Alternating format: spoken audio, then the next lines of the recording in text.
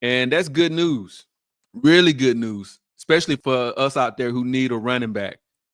But I have some bad news too. The bad news is welcome to Pigskin Passion TV. And it's your boy, the Black Mamba. It's season 2, episode number 85. And guys, we back. We back for another week of fantasy football. And guys, this weekend was in the restaurant and the chef, he had a fabulous meal prepared to serve. We just didn't have anybody to serve the hot L's to. And with that, I took a hot L. And guys, it doesn't feel fun to be on the other side of close games that you can possibly win. I'm now on a 2-game losing streak and wasted one of the best performances of the year. This may have been the second game he's had over 40 points, but this was the first game I actually had him in my lineup when he scored over 40 points. And that's Cool Hand Joe Burrow. Unfortunately, Lamar Jackson kind of offset that by putting up 40 points of his own. And I knew that it was going to be a pretty close game after that when I couldn't get a decisive advantage at the quarterback position. This is the second week where Joe's had a really good game, and I wouldn't say it was fluky because Lamar, he had a great game as well, but just something happens and it's just almost like an anomaly.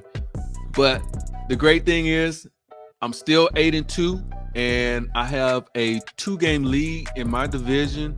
And that's important because if I win my division, that means I have a bye the first week of playoffs. So I really, really want to be the divisional winner in my division. Maybe at some point I'll show you guys like my 2 divisions so you can see exactly how things are shaping up. But yeah, the rest of the team kind of didn't show up, and it kind of scares me for playoffs because I need for the team to get hot and stay hot. I know they started off hot, but if this is what it's going to be, I'll be one and done when the playoffs come around.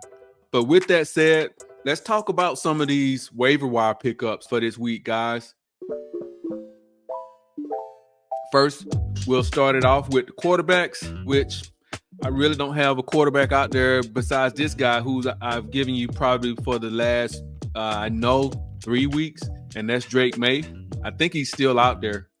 And especially when you have your quarterbacks on bye, I know people are probably having quarterbacks coming up on bye. Honestly speaking, he hasn't been setting the world on fire, but he's serviceable. And one of the added advantages that he does have is his legs. And he's rushed for over 20 yards in 3 straight games. And this week he has a Ram defense who just played on Monday night. So this might be a good week for him to use his legs and have a nice game. At running back, the first guy I have on my list is Audric. And I hope I'm pronouncing his name right, but that's Estime with the Denver Broncos. I actually plan to put a bid in for this guy. I only have I think $24 left. I don't want to go all out and bid on him. I normally just put $1 when I get to this amount, but I think I'm going to up the ante a little bit. I'm going to put a small bid in on him and see if I can get him because Sean Payton says this guy needs to be on the field more. And he actually delivered on what he said because he was the workhorse in the Kansas City Chiefs game. He led the backfield in carries. Javonte Williams and I think it was Nichols, they only had 3 carries, and Estime had 14. So it definitely seems like he's trending towards the workhorse. And after the game, Sean Payton said that we want to keep getting him involved. And that's good news. Really good news, especially for us out there who need a running back. But I have some bad news too. The bad news is this offense isn't sexy, and his production is probably going to be inefficient, which means there are going to be some duds in there. But the great thing is he'll be a high volume guy if he becomes a primary back, and that means he'll definitely make a good flex option. The next guy up is Trey Benson, and I've given him out a couple of times as well. I'm not sure if the Cardinals are trying to take some of the load off of James Conner, but Benson has been mixing into the offense early and often. I actually like this offense, and they seem to be able to move the ball pretty fluent. They got a nice quarterback in Kyler Murray. They got a nice passing game and the running game. So in all three phases of the game, I like this Cardinals offense. And if anything was to happen to James Conner, as far as an injury is concerned, Trey Benson definitely is a must-have handcuff to James Conner. So yeah, Trey Benson is another guy that's on the list. One guy that I also like at running back, and that's Gus Edwards with the Los Angeles Chargers. He came back from injured reserve this week, and he actually had a quiet day, but he did lead the Chargers in rushing with 55 yards, and he seemed to be alternating possessions with J.K. Dobbins. And I actually like how they were using him. I watched parts of this game, and this is a run-dominant offense. So I think, if nothing else, if you don't want to use him as a flex, he'll be a good stash in case something was to happen to J.K. Dobbins, especially with his history of having injuries. Gus Edwards definitely would be a guy that I would want in my lineup if he was a primary starter.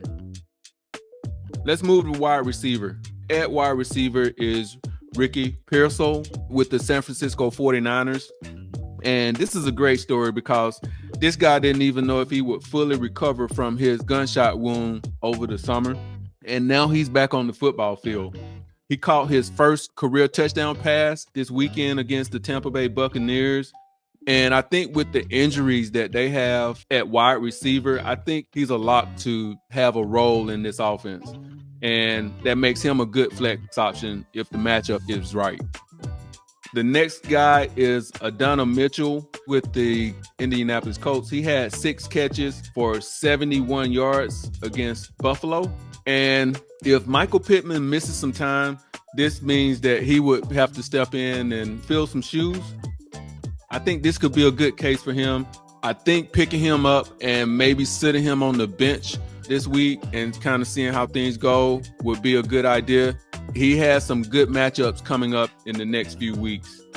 The next guy up is Noah Brown with the Washington Redskins, and he's turning into one of Jaden Daniels' favorite targets. And even though he's a number 2 receiver, I like receivers in high-power offenses like this one. I like this Washington Commanders offense. So I'm sure that Brown is available. If he is available, I would pick him up and take a flyer and pop him in the lineup. And at tight end, Dawson Knox with the Buffalo Bills.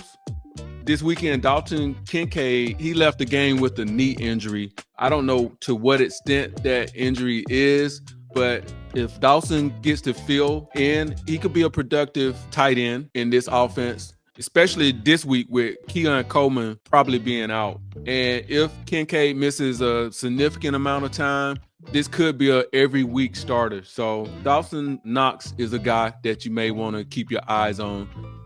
I haven't had success at this tight end position this entire year, guys. So I may try to go out and pick him up, but I'm not really gonna put a whole lot on it if I do decide to go out there and pick this guy up. And that's it for positions. And now we'll go to defenses. And as always, I stream my defenses. And this week, I'm looking at the Green Bay Packers at the Chicago Bears. The Packers have been a takeaway machine this year, and they're averaging over 2 takeaways a game.